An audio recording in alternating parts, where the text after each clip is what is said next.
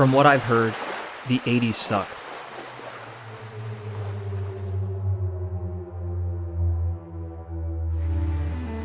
At least for the gay community.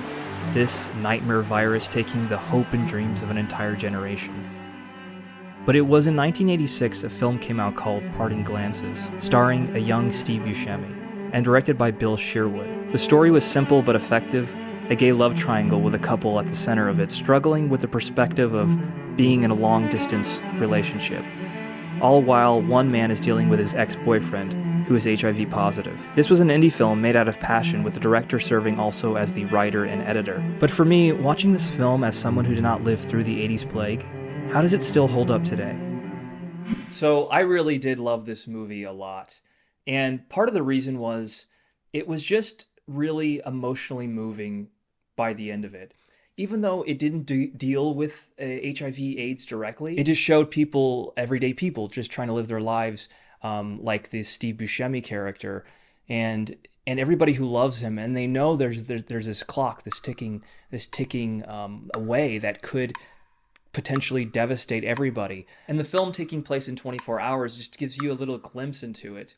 And it gives you a reality check of what it must have been like. And I think that's what makes it really effective, is that it allows the viewer who wasn't there at that time, somebody who was from a different generation, for instance, to really just kind of imagine what the day-to-day life was. And it's a morbid movie because HIV and AIDS does hang over all the characters, because we know that at the center of it is the Buscemi character and his ex-boyfriend, and how him having HIV and AIDS is kind of causing all the drama in the movie. At the heart of the film is the relationships between three people.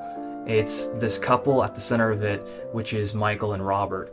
Robert is a man who's going away on a work trip abroad for a while and leaving Michael behind. And the conflict between their relationship concerns this. And the reasoning we find out that Robert is leaving is super immature, and I feel like Robert does not deserve Michael. And Michael is still supportive of his ex-boyfriend, which is Nick, which is the Steve Buscemi character. We are not really explained what happened, why they're no longer together, but by the way that Nick's personality is, you could kind of assume that maybe things just didn't work out. But you could still sense that the two really do have deep admiration and love for one another, even though Michael is in a relationship with Robert. A huge part of the film takes place at a going away party for Robert. That's a big set piece in the film where we get to meet different characters, and we spend a lot of time just dwelling in this world. This is one of Steve Buscemi's very first roles, and he's just excellent in this, very memorable. And his other co-stars, everyone just does a great job across the board. But I think Steve really does shine in this. There's a really good scene that happens in a stairwell, and we see the Buscemi character talk to a younger gay man who's just coming out, and he seems to be at the start of his life, while the Buscemi character feels like his time's about to end. And the way that the scene plays out and the advice that they both give is really good and stood out in my memory after it was over.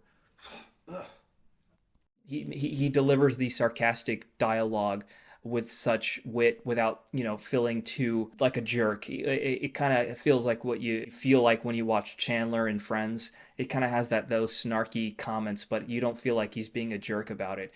There's a great line that he says about how narcissistic heterosexual people are, that they make 99% of everything about themselves. I did enjoy how there are surrealistic moments in the film. There is this one shot that Steve Buscemi is looking at the camera, and he runs back, and he is dressed like a Native American, so that might be offensive to some people, but I never feel in movies that characters who are doing stuff that's not appropriate is a reflection on the filmmakers. If there's a character who's an asshole, it doesn't mean that the film is endorsing assholes. But nowadays, nuance is lost on the general population. There are moments of surrealistic imagery, and there's another one that happens in the apartment with the Buscemi character, and I won't say what happens, but it's also kind of like, it gets you wondering, like, what exactly is going on. Now, this film, I feel like, needs to be restored to a 4K pristine, hopefully something like Criterion Collection or on that level. And this film is an important part of gay cinema. It's one of the first films dealing with HIV and AIDS. I just feel like for the historical value for future generations, I think this would be important to restore. Bill Sherwood was the director of this, and his story is that of tragedy because he himself had HIV, and after this movie was released, he later passed away. And this was his last movie, and you have to wonder if his first movie was this good, what we lost by him dying from this plague. And that's just a tragedy in itself.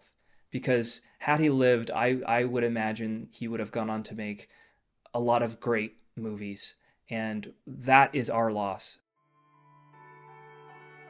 The way that a director chooses to end a movie is really important because I don't know who said this before, but there is this thing when a movie ends that you start feeling it. Your opinion of it just rushes, and it all culminates in the ending. So the ending is really important that we feel, because we feel it all when it ends. And the way this movie ends is very effective because we don't see exactly, and I'm trying to be ambiguous about it without giving it away, but we don't see exactly what happens to the characters. We're kind of left in this state of suspension.